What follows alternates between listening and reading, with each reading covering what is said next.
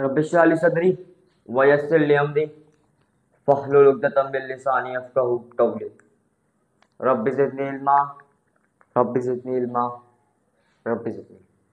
This is me Abdul Bari standing in front of you to give you a lecture on a biology topic mustard plant and frog। देखिए कल के lecture में हमने पढ़ा था physics के बारे में और आज बायोलॉजी का टॉपिक मस्टर्ड प्लांट और फ्रॉग। अब देखें मस्टर्ड प्लांट, ये अभी जो चैप्टर है वो एंडिंग पर है, अब मतलब ये ख़त्म होने वाला है। इसके सिर्फ 2 टॉपिक बचे हैं जो कि नेक्स्ट क्लास में हम लोग कवर करेंगे और फिर this chapter is and now. अब है मस्टर्ड प्लांट। ठीक है, मस्टर्ड प्लांट, आपको प्लांट दिख रहा होगा। मस्टर्ड प्लांट शो कर रहे हैं कि ये एक प्लांट है। ये एक प्लांट है, ऐसा प्लांट जो कि ईटिंग के पर्पस के भी यूज़ हो और ऑयल एक्सट्रैक्शन के भी यूज़ हो, तो उसको कहते हैं मस्टर्ड प्लांट। ये इस तरह का प्लांट है जो कि खाने में भी इस्तेमाल होता है, मतलब ईटिंग पर्पस, और तेल के पर्पस में भी यूज होता है, मतलब ऑयल एक्सट्रैक्शन, तेल को खारिज करने के लिए, तेल को निकालने के लिए, तो वो भी यूज होता है मस्टर्ड प्लांट। अब देखिए इसका साइंटिफिक नेम जो है वो है ब्रेसिका कॉम्पेस्ट्रिस। क्या है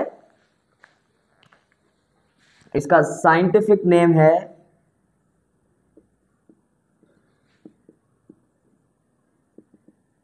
Brassica कॉम्पेस्ट्रिस।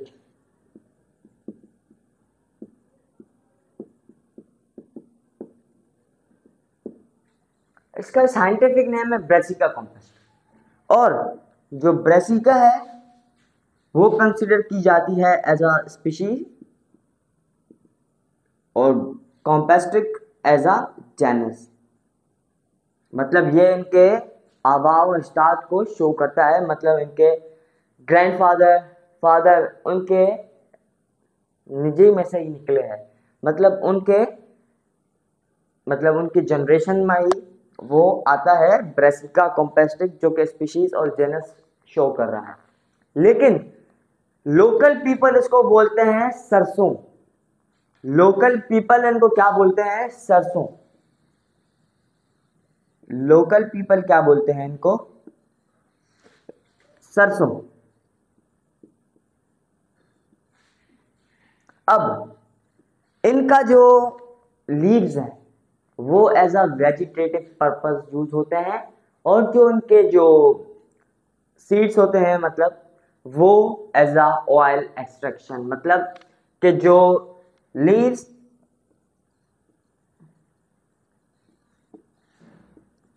are used as a vegetative purpose, मतलब खाने के लिए यूज होते हैं। उनको वेजिटेबल बना के हम लोग खा सकते हैं। और उनके जो सीड्स होते हैं, seeds are used as oil, क्योंकि उनके जो सीड्स होते हैं उनको एक as a oil purpose use किया जाता है, मतलब उससे ऑयल निकाला जाता है, फिर वो हमारे खाने में आता है, मतलब खाना उससे पकता है ऑयल से। तो एज अ फूड पर्पस उसके लीव्स, और एज अ ऑयल एक्सट्रैक्शन उसके जो सीड्स होते हैं वो ऑयल एक्सट्रैक्शन पर्पस के लिए यूज होते हैं। तो अब जो इसका मेन है वो है इनके अंदर 2 पार्ट्स, एक है वेजिटेटिव पार्ट और दूसरा है रिप्रोडक्टिव पार्ट। देखें रूट्स, स्टेम और लीव जो है, मतलब रूट आ गए, जैसे ये रूट आ गए, अब इसके स्टेम आ गए, स्टेम के अंदर आ गए इसके लीव्स, ये स्टेम हो गया, ये रूट और ये लीफ, ये क्या हो गए? ये हो गए इसके वेजिटेटिव पार्ट। मतलब इसके अंदर लिखेंगे हम कि root, stem and leaf are considered as vegetative part. Sorry point लगाना भूल गया, ये इनके 4 पॉइंट, ये 5वां आ गया कि roots, stem and leaves are used as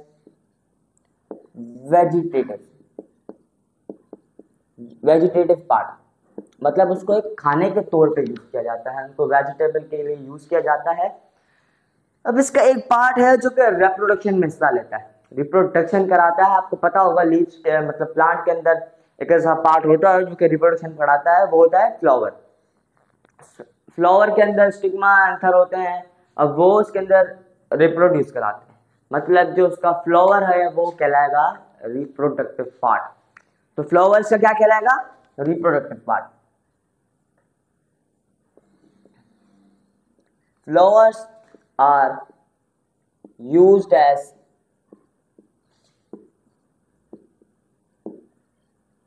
reproductive part। मतलब जो रूट स्टेम एंड लीव है वो वेजिटेटिव पर्पस के लिए यूज होगा, और जो फ्लावर है वो एज अ क्वालिटी रिप्रोडक्शन के लिए यूज होगा, मतलब जनरेशन बढ़ाना इसे ही कहते हैं, मतलब रिप्रोड्यूस कराएगा। दूसरे प्लांट में से दूसरा प्लांट ग्रो होगा, फिर उसके अंदर रूट स्टेम लीव, फिर उसके अंदर फ्लावर, फिर वो वाला फ्लावर रिप्रोड्यूस कराएगा, ऐसे फर्दर ऑन उनकी जनरेशन बढ़ती रहेगी। तो ये हो गया क्लियर। मस्टर्ड प्लांट, इसको सरसों कहते हैं। और जो लीव्स होते हैं उसके लीव्स को, मतलब ये है इसके लीव्स, इसको लोकल पीपल कहते हैं साग, मतलब सरसों का साग, ऐसा भी कह सकते हैं, सरसों का साग।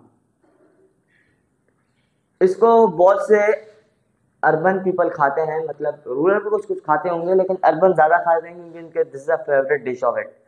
उनके ज़्यादातर फेवरेट ग्रीन डिशेज जो होती हैं वो ज़्यादातर अर्बन रूरल के अर्बन के लिए फेवरेट होती हैं, क्योंकि वो मतलब उस रीजन में रहते हैं जहाँ पे ये चीज़ें ज़्यादा सूट करती हैं उनको, क्योंकि ये खाने में भी बहुत अच्छी होती हैं। मैंने खुद खाई भी है, लेकिन अच्छी होती है वो। इसके लिए जो सीड्स होते हैं वो as a oil extraction, leave stamp root, और जो होते हैं वो एज अ वेजिटेबल पर्पस कुछ कुछ टाइम पे यूज होते हैं, क्योंकि इसको वो सारा निकाला जाता है, इसको कट करके नहीं एक्सट्रैक्ट किया जाता। उसको जो पूरे उसके जो मतलब एक प्लांट हो गया, वो पूरा प्लांट निकाल के उसके अंदर से सीड से ऑयल निकाला जाता है, फिर जो उसके रूट स्टेम एंड लीफ बचते हैं फिर उसको as a vegetative purpose use किया जाता है। अब आ जाता है फ्रॉग। फ्रॉग साइंटिफिक नेम है इसका राना टिग्रिना। आपने सुना होगा ये नाम क्योंकि this is a common. Frog को कहते हैं हम लोग, साइंटिफिक नेम क्या है इसका? साइंटिफिक नेम हो गया इसका राना टिग्रिना। ठीक है, बहुत से प्रैक्टिकल इशू होते हैं, मतलब नाइन्थ में ज्यादातर इसके प्रैक्टिकल कराए जाते हैं, इसके मस्टर्ड प्लांट के प्रैक्टिकल, लेकिन ज्यादातर तो फ्रॉग के कराए जाते हैं क्योंकि उसको कट करना ज्यादा आसान हो जाए, क्योंकि दिस आर स्मॉल, छोटे होते हैं। कोई कोई बड़े भी होते हैं लेकिन उसको कट नहीं किया जाता क्योंकि वो सम टाइम उनके अंदर बेबीज भी होते हैं, जिसकी वजह से कट करना ज़्यादा इशू होता है। क्योंकि छोटे बेबीज को कैसे मतलब बड़ों को कैसे कट किया जा सकता है, क्योंकि उसमें ज़्यादातर इशू होता है कि उसके अंदर भी बेबीज होते हैं। समटाइम ये इशू हो भी सकता है, लेकिन इसीलिए उसके बच्चे लाए जाते हैं, क्योंकि उनके अंदर तो इतना कोई इशू नहीं होगा कि रिप्रोडक्शन का इशू, कि वो तो अभी बच्चे होंगे। इसीलिए छोटे फ्रॉग्स को कट किया जाता है एज अ प्रैक्टिकल। उसके अंदर सारा उसका एब्डोमिनल रीजन, कैविटी, उसके सब कुछ मतलब चीर फाड़ कर रख दिया जाता है। फिर उसको स्टडी करते हैं कि कौन सी वेन कहाँ जा रही है, कौन सी आर्टरी कहाँ जा रही है, ये सब कुछ प्रैक्टिकल में यूज होता है। फ्रॉग भी प्रैक्टिकल में यूज होगा। आप लोग प्रैक्टिकल खुद भी करेंगे, क्योंकि मैंने खुद किया है प्रैक्टिकल उसका, और आप लोग भी करेंगे। 9th क्लास में भी आप चल रहे हैं तो 9th क्लास के एंड में जब तक बोर्ड के पेपर होते हैं, बोर्ड के थोड़ा टाइम पहले आपके प्रैक्टिकल होंगे। अगर नहीं हुए प्रैक्टिकल तो एक क्वेश्चन भी आ सकता है पेपर में, जो कि होगा 15 मार्क्स का। अब राना इसका क्या शो करता है?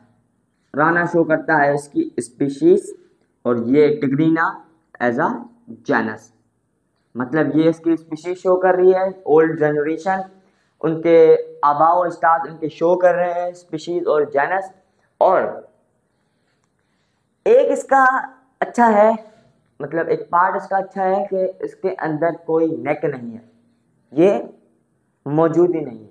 नेक उसके अंदर प्रेजेंट ही नहीं है, इसको कहेंगे इट कंटेन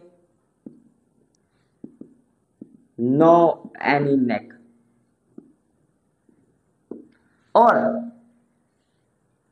एक और है कि इसकी जो बॉडी होती है वो फुली ऑर्गन सिस्टम से कवर होती है, मतलब उसकी body full of cost organ से बनी होगी और ऑर्गन ऑर्गन सिस्टम में डिवाइड होगा। तो लिखते हैं the body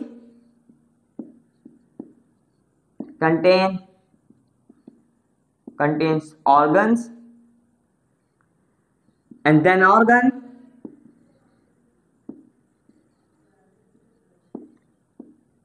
divided into the organ system।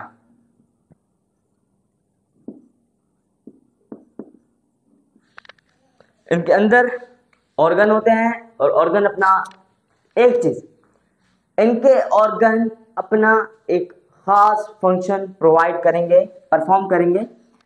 ये लिखना जरूरी है, each organ perform their own function.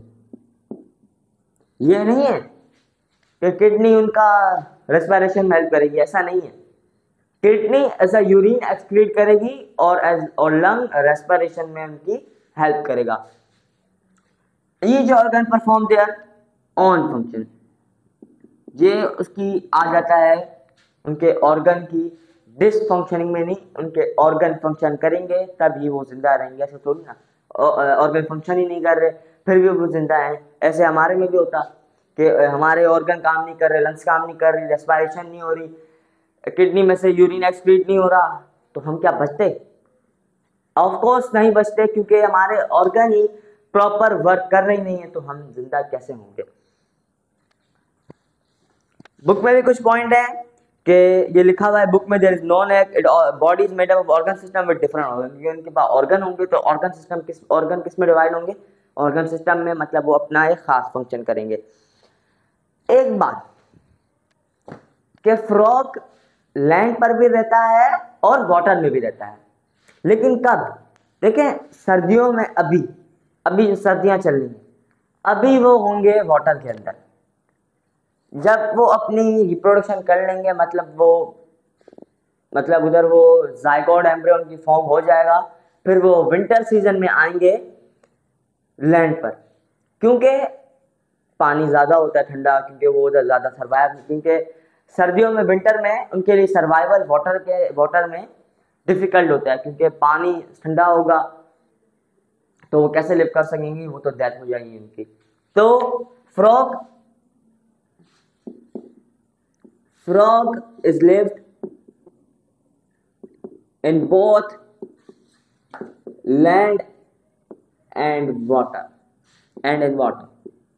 but in which case, in summer case it live on water and on winter case it live on land, क्योंकि उनके लिए crucial case होता है winter में वाटर में सरवाइव करना, क्योंकि it is much difficult. Water ठंडा होगा, उनकी बॉडी ज्यादा हीटअप नहीं होगी और उनकी बॉडी ज़्यादा ठंडी रहेगी, तो वो जायगोट एम्ब्रियो डिस्ट्रॉय हो सकता है, उनकी डेथ भी हो सकती है इसी वजह से। मुझे यकीन है आपको मस्टर्ड प्लांट और फ्रॉग की जो लेक्चर है वो समझ में आया होगा।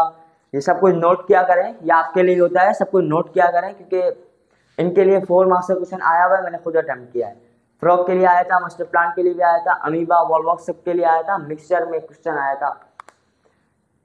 तभी बोल रहा हूँ साइंस जो है 9th क्लास की, उनको ज़्यादा हल्के में मत लें, सीरियस पढ़ें, सीरियस होकर पढ़ें, लेकिन हंसी मजाक भी होता रहेगा टाइम पे, लेकिन पढ़ाई अपनी जगह। अगर आप नए हैं तो चैनल को सब्सक्राइब करें, लाइक करें मेरी वीडियो को।